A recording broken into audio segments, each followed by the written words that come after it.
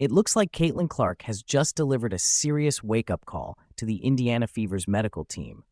The rookie phenom, who has become the face of the WNBA in record time, appears to be stepping away from relying on the Fever's in-house doctors.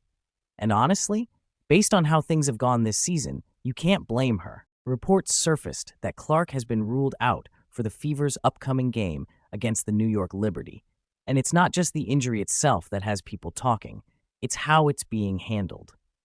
During a press update, head coach Stephanie White made a subtle but telling comment. Instead of saying Clark would be evaluated by our doctors, she stated that Clark would be seeing some doctors and getting additional tests done. That's not just semantics.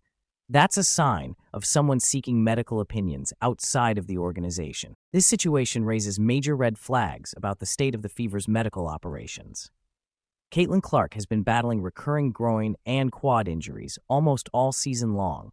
Left groin strain, then right, then back again. She's barely been able to string together 5 straight healthy games. This isn't just about bad luck anymore. At a certain point, recurring injuries like this become a reflection of either poor rehabilitation protocols or mismanagement by the medical staff. And the criticism isn't just coming from fans. Medical professionals, real experts in sports medicine, have gone public with their concerns.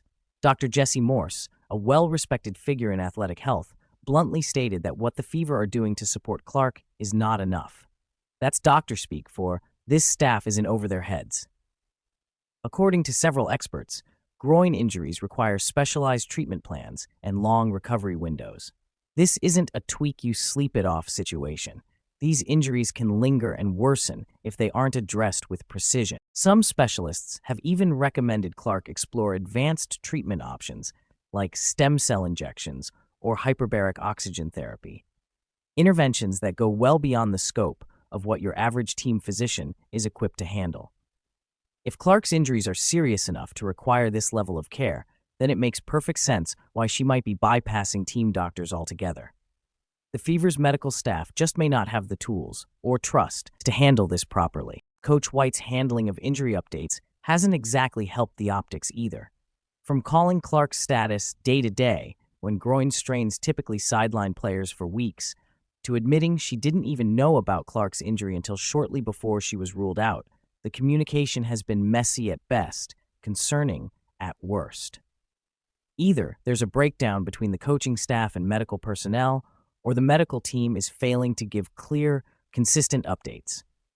Either way, it's not the kind of support system you'd expect for the league's brightest star. This all came to a head when Clark had to miss the WNBA All-Star Game, the league's marquee event, because of her ongoing health issues.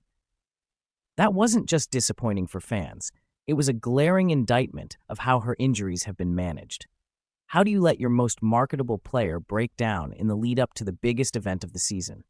From a business standpoint, the stakes couldn't be higher. Caitlin Clark is not just a player. She's a brand, a ticket seller, and a national face for the WNBA. Every game she misses is a financial blow to the Fever and the league as a whole.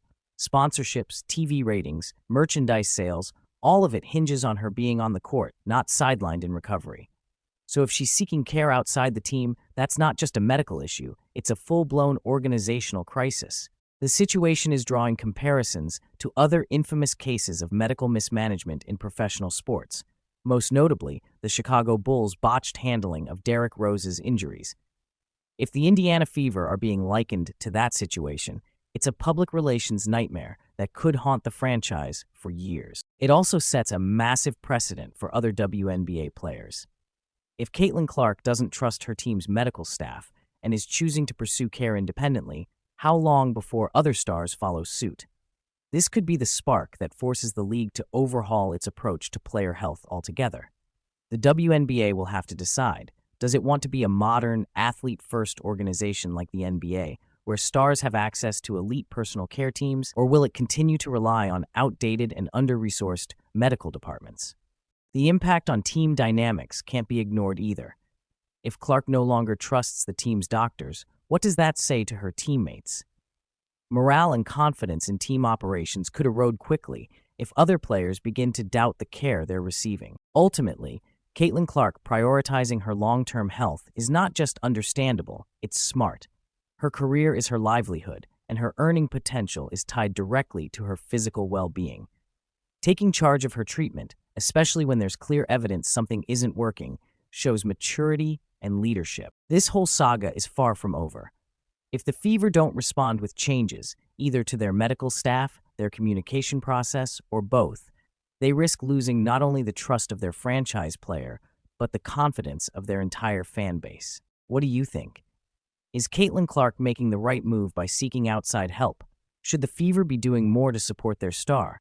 Let me know your thoughts in the comments, and don't forget to like and subscribe for more updates on this developing story and all things WNBA.